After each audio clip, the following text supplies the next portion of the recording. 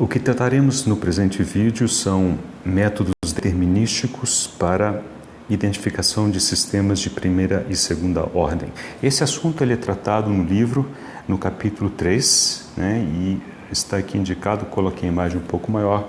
De vez em quando alguém me escreve dizendo: que livro é esse? Eu não consigo ver a imagem, está muito pequenininha, tal, etc.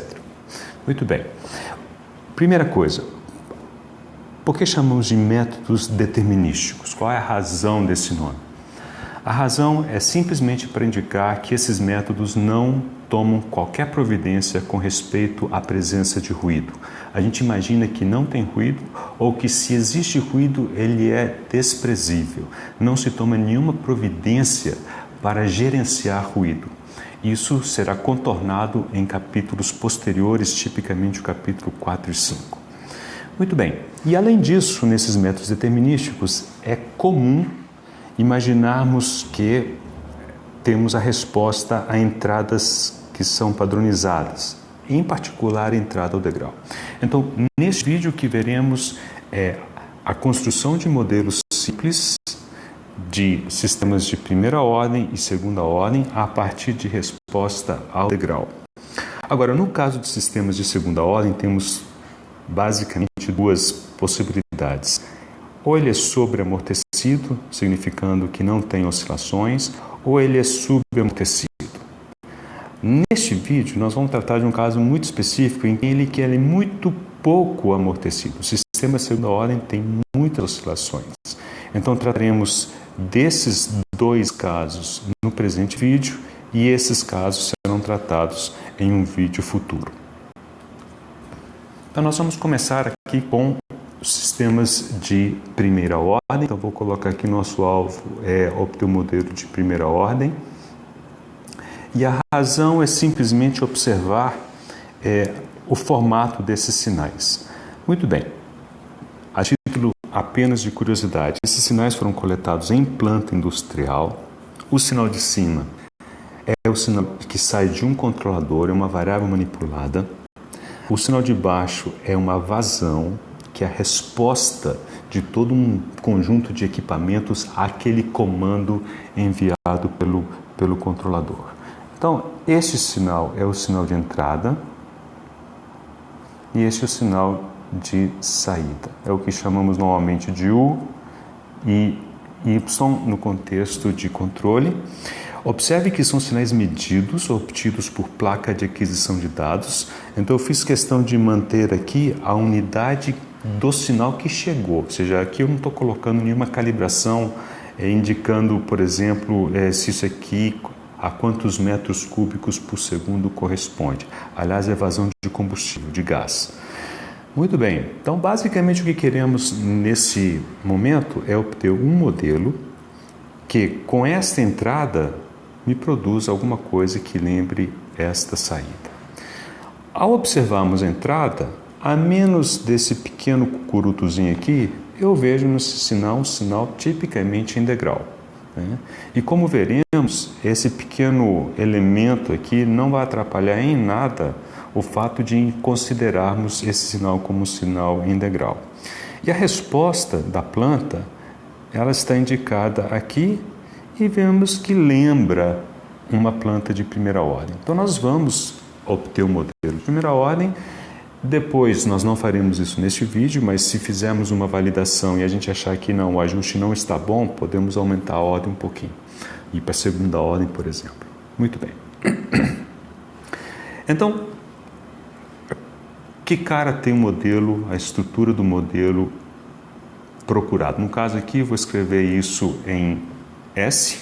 Será uma função de transferência com um fator de ganho K. Nós, como veremos, precisaremos incluir um atraso puro de tempo. Essa coisa horrorosa aqui era para ser um tal D de atraso S sobre tal S mais 1. Então, nós vamos procurar uma função de transferência com essa estrutura. Essa função de transferência tem 3 parâmetros. K, que é um fator de ganho, tal D é atraso puro de tempo e tal é a constante de tempo.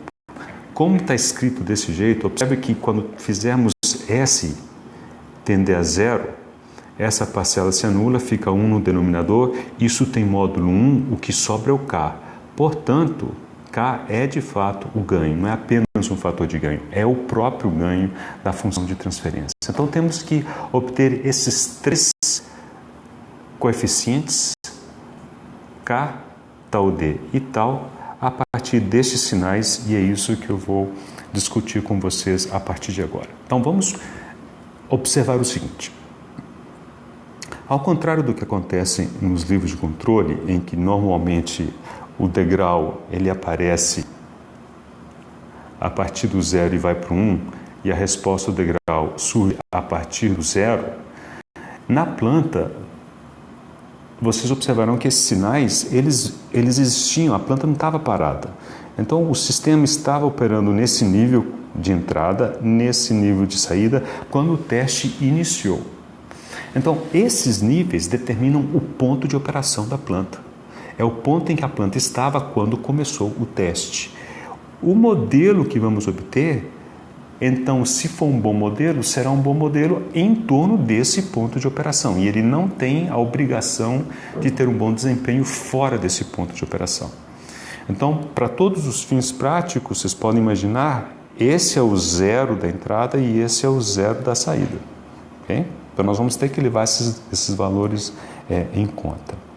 Muito bem, então, vamos observar o sistema operava nesse ponto e, no instante 3 segundos, houve a transição ao degrau, sendo que a saída só começou a reagir no instante 5 segundos. Então, observe que essa diferença é o que chamamos do atraso puro de tempo. Então, já podemos indicar que tal D é igual a, ou igual assim, vou colocar aproximado, né? Aproximado a 2 segundos. Observe que não basta eu simplesmente ler o 5 e achar que é 5 segundos, porque o teste não começou aqui, como normalmente aparece nos livros de controle, de acordo? Ele começou no instante 3 segundos. Deixa eu aproveitar aqui, eu vou bagunçar aqui um pouco a minha imagem, mas acho que vale a pena. Vou colocar de verde o que seriam os eixos. Ó, esses são os eixos referenciados ao início do controle, ao início do teste e ao ponto de operação. Então, o que a gente costuma ver nos livros são coisas como essas que estão nos eixos em verde, né? E a gente imagina que esse aqui é o 0, esse aqui é o 0, etc. Mas na prática, lembre-se, a planta ela existe, ela não é ligada, ela está operando em estado estacionário quando chega o instante do teste. Okay? Então, lembrem disso, isso é importante, senão as nossas contas começam a dar errado. Muito bem, então já achamos um parâmetro, vamos achar o próximo parâmetro, que é o ganho K. Então, o ganho K é a variação da saída provocada por uma variação de entrada. Ora, se fosse um livro de controle, assumindo que uma entrada é em degrau unitário, o jargão é buscar o ganho diretamente nesse eixo aqui. Não faça isso aqui, porque senão isso aqui dá errado. Então, nós precisamos ver qual que é a variação que houve na saída. Então, a variação, vamos supor que essa saída tenha terminado por volta de 2,5, mas ela começou em alguma coisa que eu vou supor que seja em torno de 1,8. Então, essa é a variação observada na saída, que foi provocada por essa variação provocada no sinal de entrada. Essa variação é alguma coisa em torno de 3,6 menos, sei lá, 3,05 ou coisa do tipo. Muito bem, isso aqui aproximadamente é 1,3. Então, acabei de encontrar o ganho K. E por fim, a constante de tempo, nós vamos fazer a seguinte lógica. Vamos imaginar que, muito bem, tem várias formas de fazer isso. Podemos tomar 63% dessa excursão como um todo, né? Então, seria alguma coisa por aqui e ver que número que está aqui embaixo, ok? Ou então, uma coisa que aqui eu vou fazer grosseiramente um pouco mais rápido, Eu vou imaginar que esse sinal tenha entrado em estado estacionário, suponhamos, por volta do instante 20, vou escolher 20 para ficar uma conta simples. Então, esse tempo de acomodação é em torno de 5 tal. Meu tal está cada vez mais feio, 5 tal. Ora, 5 tal, observe, é igual a esse tempo. Eu tenho que subtrair o 5, hein, gente? Não adianta pegar e achar que é 20, não. Então, é 20 menos 5. É esse tempo daqui, que é o 5 tal. Tá? Então, isso aqui é em torno de 15. Portanto, tal é alguma coisa em torno de 3 segundos. Ok? Encontramos os 3 parâmetros. Então, um modelo possível para este processo neste ponto de operação é 1,3 elevado a menos 2s sobre 3s mais 1. Está aqui o modelo, simula e compare os dados e vê se precisa de algum ajuste. Como eu sei o que cada um desses parâmetros faz, ajustes finos a gente consegue fazer de forma mais ou menos controlada.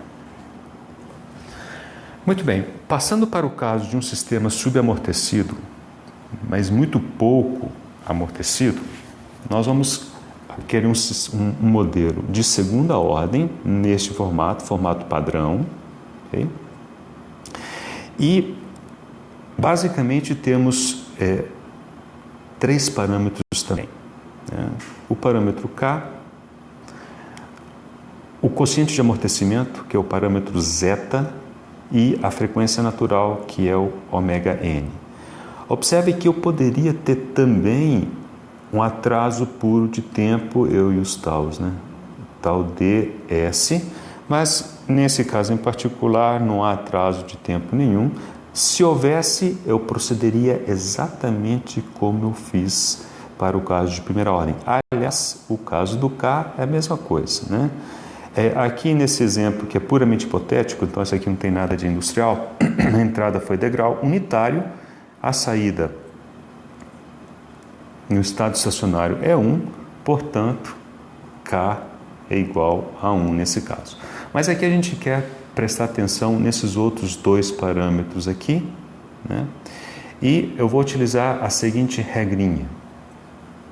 Se isto for verdade, e isso só será verdade se zeta realmente for pequeno, ou seja, o sistema é muito pouco amortecido, a regra que nós vamos utilizar é contar o número de ciclos visíveis e isso será aproximadamente 0,6 sobre zeta, de onde eu vou tirar o zeta. Okay? Então vamos pegar o caso, esse aqui, ó, que é o menos amortecido, e vamos contar quantos ciclos visíveis há. Então daqui para cá 1, 2, 3, 4 e aqui vou imaginar meio, 4,5, mas observe que se esse sinal tivesse ruído, eu possivelmente não veria esse meio. Ok? Então, se eu vier aqui e colocar assim, quantos ciclos visíveis? 4,5. 0,6 sobre zeta. Daqui, se fizer essa conta, zeta dá em torno de 0,13. 0,13 está muito perto do 0,15 utilizado nessa simulação. Okay? Agora, no caso de menos amortecimento, de mais amortecimento, o zeta 0,4, observe que essa conta já talvez não seja tão simples. Então, por exemplo, eu faria assim, um ciclo e eu já não conseguiria ver o segundo nem o meio. Então, se eu colocar um ciclo aqui, vocês logo veem que a conta da zeta é igual a 0,6, que já é um valor mais, está mais errado em relação ao 0,4 do que o 0,13 estava em relação ao 0,15. Isso porque essa relação começa a ser, não observada. Muito bem, então vamos, uma vez determinado o zeta, vamos determinar o ômega-n. Ômega-n é 2π sobre o período de uma oscilação. Então aqui nós vamos calcular o período da oscilação. Uma coisa que vocês podem fazer é medir essa distância. Isso se aproxima ao período da oscilação. Uma outra coisa que nesse caso dá para fazer com alguma facilidade vamos olhar, por exemplo, alguns períodos e tirarmos a média. Então, 1, 2, 3, 4 períodos gastou 25 segundos. Então, ter alguma coisa da ordem de 25 sobre 4. Okay? Se eu puser esse resultado aqui, isso aqui dá em torno de 1 radiano por segundo, que é, inclusive, o valor que foi utilizado. Então, são mecanismos simples. Isso aqui é para vocês aprenderem a olhar para os sinais num gráfico e ter uma ideia dos parâmetros que a gente precisaria utilizar para representar aquela realidade. Claro que em casos extremamente simples, como esses que eu discuti com vocês agora. E vou terminar esse vídeo chamando a atenção para o seguinte: esse sinal também foi um sinal coletado em planta, né? Essa bagunça que vocês estão vendo aqui, isso, a bem da verdade, não é ruído, é turbulência, e é a resposta ao degrau, né? Então, sei lá, está difícil de imaginar. Suponhamos que eu quisesse alguma coisa assim, mas está muito difícil de imaginar onde que é o início da resposta e qual que é o valor final, se está aqui, se está aqui. O tempo de acomodação, será que é isso ou será que é uma coisa mais rápida? Não consigo determinar. Por quê? Porque essas flutuações, que nós vamos chamar de ruído, elas não são gerenciáveis dentro desse conjunto de métodos que a gente chama de métodos determinísticos. Para lidar com situações como essa, nós vamos precisar entrar nos temas, né, abordados nos capítulos 4 e 5 do livro. Okay? Então fica aqui já essa dica, para ninguém ficar estressado, imaginando, e quando tiver ruído, como é que eu vou fazer? Não, quando tiver ruído, nós vamos fazer uma coisa diferente. Ok? Mas por enquanto vamos formar conceitos utilizando esses métodos determinísticos.